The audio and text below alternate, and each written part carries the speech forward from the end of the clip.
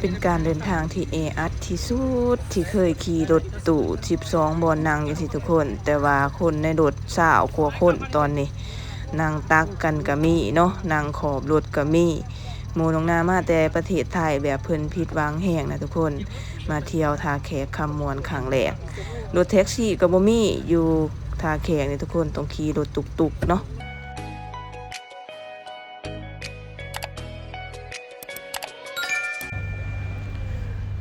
ฮัลโหลสบายดีท่านผู้ชมเบิดทุกท่านเด้อตอนนี้น้องนาขี่รถตู้ทุกคนรถตู้12บ่นั่งเนาะแต่ว่าขึ้นเป็น20กว่าคนทุกคนตอนนี้แบบโมน้องนามาเที่ยวก็จนแบบแกงหัวเลยเนาะเพิ่นว่าอยู่ไทยบ่มีได้แบบนี้ถ้าว่าคนขึ้นใกล้ที่นั่งแบบนี้นะทุกคนแบบจนได้นั่งตักกันหั่นนะโมน้องนาเพิ่นทำงานอยู่ไทยเด้เพิ่นว่าถ้าว่าอยู่ไทยนี่นั่งสอนกันแบบนี้นี่แม่นเขาจะปรับเขาจะมีเจ้าหน้าที่กวดว่าซั่นตอนนี้อยู่ท่าแขกจะลงคิวรถซีโน่ทุกคนราคา 100,000 กีบต่อ1ทานเนาะจากคิวรถท่าแขกไปหาคิวรถซีโน่ใช้เวลาประมาณ2ชั่วโมง110กว่ากิโลประมาณนี้เนาะเพราะว่าเส้นทางบ้านเฮาจะคุ้มหลายก็ได้สาเด้เพิ่นก็จะแวะข้างๆเรื่อยๆเด้อท่านผู้ชมนี่ตอนนี้สิเอานั่งขึ้นหลังคาได้นี่นั่งแบบขี่บ่ทันซอยขี่บ่ทันเอือบเป็นทงเป็นแผนใหญ่ๆแบบนี้เลยนี่ถ้าเอือบแล้วนี่มันก็จะสวยแบบนี้เกลือใส่เกลือใส่หั่มเนาะใส่แกบคลิปนี้ก็อยากให้ท่านผู้ชมที่เขามาเที่ยวท่าแขกให้ทำใจไว้ก่อนเนาะ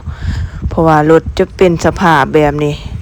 น้องนาก็บ่เคยเห็นจักเทื่อเด้อเป็นแบบนี้เอาของขึ้นถึงหลังคาแล้วก็เป็นรถคันสิเว้าแล้วก็ค่อนข้างห่างเนาะจนได้ใส่ผ้าปิดปากไว้ทั้งห่างทั้งมิ้นกินในรถน่ะท่านผู้ชมอันนี้แม่นรถท่าแขกเด้อแข้งท่าแขกหรือว่าขมวนเนาะสำหรับน้องนาเดินทางมาหลายบอนนี่กับบอนนี่ถือว่าค่อนข้างแบบโมน้องนาจนบ่ไหวเนาะแต่ว่าสำหรับน้องนาแล้วก็พอได้อยู่แต่ว่านักท่องเที่ยว2คนที่เพิ่นนั่งอยู่ทางหน้ารถตู้คันนี้นะน้องนาอันเสนอให้เพิ่นว่าให้เพิ่นนั่งทางหน้าซะเพราะว่ามีความรู้สึกน่าอายนักท่องเที่ยวน่ะท่านผู้ชมน้องนาก็เลยขอซื่อๆว่าให้เพิ่นนั่งทางหน้าเพราะว่านั่งทางหลังก็ย้านแบบมิ้นคือกันกับน้องนานี่แหละเนาะแต่ว่ารถท่าแขกปากซี่แข้งอื่นๆนี่จะดีจะงามแล้วก็บ่มีกลิ่นเหม็นเด้อทุกคนเด้อจะบ่ได้รับของข้าวขึ้นแบบนี้ขึ้นรถแบบนี้นะอันนี้ก็แม่นครั้งแรกที่น้องนาเห็นก็เลยอยากถ่ายให้ท่านผู้ชมเบิ่งเนาะก็จะเป็นประมาณนี้ก็แม่นครั้งแรกเลยที่ได้รับอากาศหรือว่าได้รับเดินทางจนสิได้นั่งตักกันพุ่นแหละพออยากว่าเนาะแบบอัดคนขึ้นเรื่อยๆเด้อท่านผู้ชมโมน้องนาก็จนงงว่าเอ้ามาเที่ยวนี่คือผิดหวังแท้ว่าซั่นเพิ่นว่าถ่ายประสบการณ์เดินทางให้ท่านผู้ชมเบิ่งแม่โมน้องนาก็ว่าแนวนี้เนาะก็บ่แน่ใจว่ารถท่าแขกคันอื่นจะเป็นแบบนี้บ่อันนี้ก็แม่นครั้งแรกที่พวกเฮาได้นั่งรถตู้มาเที่ยวแบบนี้เนาะอยู่ระหว่างทางหรือว่าระหว่างการเดินทางนี่ก็จักขี่ง่ายขี่ฝุ่นมิ้นกินรถเขาพอแห้งนะทุกคนแบบสีขาวได้รถนี่จนเป็นกลายเป็นสีแบบว่าสีขี้ตมสีนั่นนะแบบทุกคนก็หน้าหยุ่งไปเลยนะที่แบบว่าหับคนขึ้นหลายโพดแน่ทั้งรถเก่าแน่ทั้งคุ้นเครื่องขึ้นถึงหลังรถแน่จังซี่นะก็อยากฝากซูเฟอร์เนาะกันว่าเห็นคลิปนี้ก็ให้เห็นใจนักท่องเที่ยวด้วยว่าเห็นใจลูกค้าเด้บ่แม่นสิท่านใดท่านรับแบบเต็มบนนั่งแล้วก็รับขึ้นมาเลยจนได้นั่งขอบรถก็มี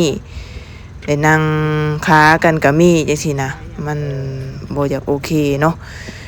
เทิงขี้ฝุ่นโมน้องนาก็เป็นคนสำอางแดเพิ่นก็ปัดเด้ออยู่เครื่องเพิ่นนี่ทุกคนว่าขี้ฝุ่นหลายแล้วก็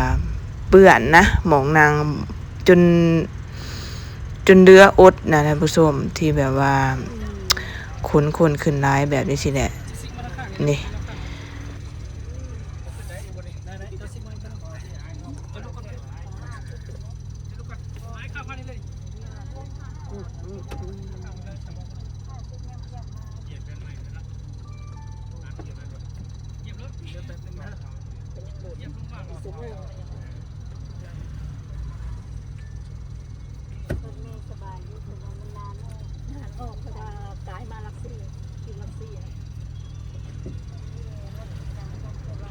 ทั้งบ่มีทั้งมีกินทั้งไขแวนทั้งแวนแตกอึกกระทึกคึกโคมท่านผู้ชมเอ้ยแล้วก็บ่มีแท็กซี่บ่มีเอิ้นรถอีกได้บ่มีแอปเอิ้นรถอีกได้อยู่นี่เที่ยวแบบขี่3ล้อขี่จัมโบ้ขี่รถตุกๆจังซี่นะอันบ่ได้มีหยังเพิ่นเอิ้นแอปเอิ้นรถนะบ่ได้มีแท็กซี่ได้อยู่นี่นั่งเบียดจังสิไปเนาะอดทนกันไปนั่งระเบียงก็มีนี่บางทีตัวไม่ทุกเสียก็ต่างคนต่างแนมเบิ่งหน้ากันหั่นแหละโชเฟอร์ก็แบบบ่สนใจนำลูกค้าบ่สนใจนำเสียงคนที่เว้าด้วยนะคนในรถก็ว่าคือหับขึ้นหลายแท้จังซั่นจังซี่หั่นแหละก็เป็นห่วงเลยเนาะทั้งรถหนักเครื่องก็เต็มอยู่เทิงแดพัดลมก็บ่มีแบบร้อนนะตอนนี้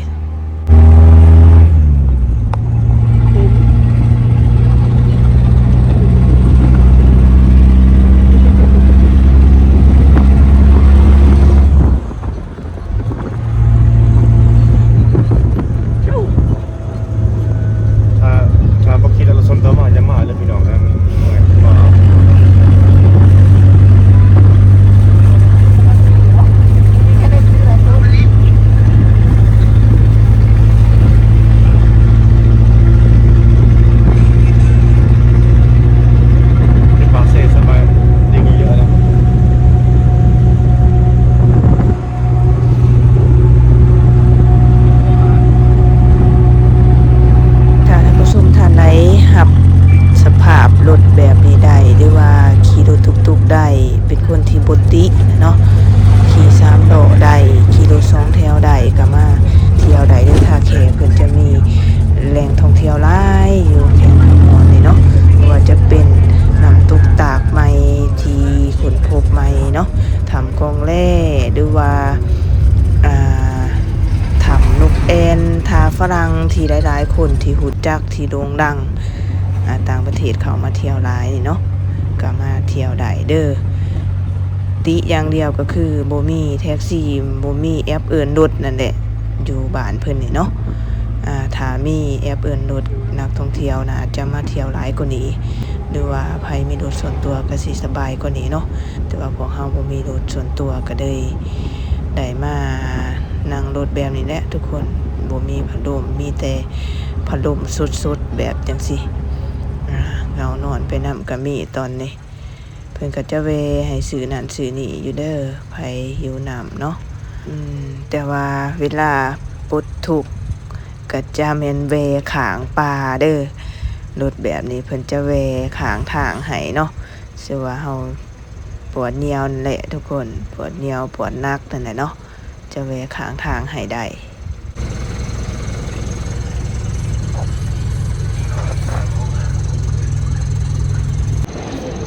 อันนี้ก็เป็นแผนที่ท่องเที่ยวแขวงสะหวรรณเขตทุกคน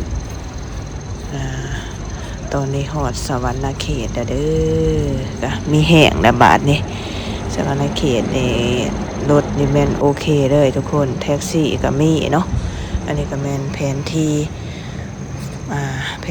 ลาวมี18แขวงนี่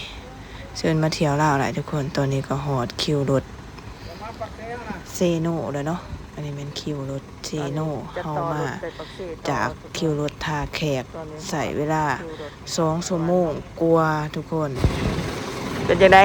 ความรู้สึกที่ได้ไปเที่ยวท่าแขกผู้เบา ซึ่งมาตอนนี้คือขึ้นมอนอยู่มาตอนกลับลำบากเลยบอกโอเคแล้วชีวิต สถานที่ท่องเที่ยวกลางคืนโอเคเพิ่นว่าแต่ว่ารถบ่อยากโอเคปานใดเท่าที่เฮาเห็นน่ะเนาะบ่มีแอร์บ่มีพัดลมร้อนทุกคนต้องได้เปิดแวนขี่มาอากาศข้างทางก็อยากมีกลิ่นระหว่างทางแบบว่ารถมันจะเก่านะท่านผู้ชมนี่เนาะผมก็หลายหนทางก็เดินทางอยากลำบากเด้อหาแขกตอนนี้มีแห้งหอดคิวรถเซโน่แล้วท่านผู้ชมก็จะต่อรถเมื่อปากเสเด้อนี่ที่น้องนาว่ารถนี่เขาจะบริเอาของขึ้นแบบขั้นนี้ได้ทุกคนที่น้องนาขี่หลาย50 เทื่อแล้วก็บ่จักเนาะบ่ได้เอาขึ้นแบบของขึ้นแนวนี้ได้ของมิ้นก็จะบ่เอาเข้ารถนี่ก็จะหอมแอร์เย็นจะบ่ได้คุ้นขึ้นแนวจังซี่เนาะแบบรถคันนี้แบบข้างแรกเรืออดแห้งนะท่านผู้ชมแต่ก็พากันต้องทำใจเนาะประสบการณ์การเดินทางมาแชร์ประสบการณ์ให้ท่านผู้ชมฟังนำกันสำหรับท่านใดที่บ่หิก็เที่ยวได้สบายแต่ว่าสำหรับท่านใดที่แบบว่าสำอางแน่คือหมู่น้องนานี่แหละกะติสุดทางจมสุดทางท่านผู้ชมทั้งขี้ไงเข้ามาแน่ทั้งฝนฟ้าแดต่อรถคันนี้เพิ่นก็ยิ้มเปื่อยเพิ่นว่าได้ขี่รถดีรถงามแหละเพิ่นว่าเพราะว่าหมู่น้องนาเพิ่นก็ส่วนหลายเพิ่นก็ใช้ชีวิตอยู่ประเทศไทยเนาะเพิ่นเป็นพระเอกหมอลำอยู่ไทยท่านผู้ชมเพิ่นว่าโอ้อยู่ไทยบ่มีดอกแนวนี้เพิ่นว่ามาเที่ยวหยังแบบนี้ก็ตีน้องนาสุดทางท่านผู้ชมน้องนาก็เลยว่ามาแชร์ประสบการณ์ให้ท่านผู้ชมฟังท่านใดบางทีติบางทีหิก็อยากจมคือเพิ่นนี่แหละเนาะก็บอกกันไว้เด้อท่านผู้ชมเด้อหมู่น้องนาสาวสุกเพิ่นก็ว่าแนะนำรถส่วนตัวเด้อจังมาเด้อเพิ่นว่าคันไผบ่มีรถนี่ยากคือแบบของเฮาเนี่ยท่านผู้ชมอยากไปเที่ยวรถแท็กซี่ก็บ่มีเอิ้นแอปรถก็บ่มีสิได้กลับปากเสด้วยรถคันนี้ปากเสชวนาเขต200 กว่ากิโลท่านผู้ชมใช้เวลาประมาณ4 ชั่วโมง5 ชั่วโมงเนาะก็สิค่ำพู้นแหละตอนนี้น้องนาถ่ายวิดีโอเวลา3 โมงเด้อนี่ตอนนี้ก็รอถารถออกนี่จะขี่จัมโบ้แบบนี้แหละท่านผู้ชมไปท่าแขกเที่ยวท่าแขกนะท่านผู้ชมมีความคิดเห็นแนวใดกับวิดีโอนี้ก็คอมเมนต์กันเข้ามาได้เด้อแต่ว่าเรื่องท่าแขกคำมวนนี่เรื่องท่องเที่ยวเป็นสวยงามจะเป็นแบบถ้ำเนาะไปเที่ยวท่าแขกนี่ก็จะมีห้องน้ำในภายในคิวก็จะมีปิ่งไก่เด้อท่านผู้ชมเด้อไผอยากกินปิ่งไก่ลาดนี่แม่นอยู่นี่แหละบ่มีไผตัวใดเลยอยู่คิวรถเซโนนี่เพิ่นจะมีเจ้าหน้าที่กวดเพิ่นจะให้ขายแต่ไก่ลาดโดยเฉพาะเลยเนาะมีข้าวเหนียวตำส้มไก่ลาดนี่อันนี้มันคิวรถเซโนแท้ๆแล้วนี่นะน้องนางก็มากินตลอดเนาะอยู่นี่ราคาก็บ่แพงเด้อ200 บาทเดี๋ยวว่าแสนกีบ100 บาทก็มีอันนี้ก็แม่นตู้บอนขายปีบอนบริการขายปีไปอยากไปใส่ก็สอบถามเพิ่นเพิ่มเติมได้เนาะนี่อยู่ปั๊มน้ำมันปตท.ที่เพิ่นเฮ็ดคิวรถอยู่นี่เข้าห้องน้ำก็ 3,000 กีบเด้อทุกคนเด้อน้องนาก็เข้ามาแล้วเนาะเดี๋ยวเตรียมตัวเดินทางต่อท่านผู้ชมรอถ่าเวลาออกไปปากเสเด้อสำหรับคลิปนี้ก็ขอบุญขอบคุณท่านผู้ชมทุกท่านที่เบิ่งคลิปแต่ต้นจนจบโมน้องนาว่าถ่ายแชร์ประสบการณ์แม่นักท่องเที่ยวมาเที่ยวเพิ่นจังบ่ติบอกเพิ่นไว้ว่าซั่นสำหรับน้องนาแล้วก็เคยผ่านความทุกข์ยากมาหลายไปป่าไปดงผ่านขี้ฝุ่นผ่านนั่นนี่ผ่านฝนมาน้องนาก็ธรรมดาพอรับได้เนาะแต่หมู่น้องนานี่ติเพิ่นสำอางจมสุดทางท่านผู้ชมเอ้ยบ๊ายบายเด้อท่านผู้ชมเด้อ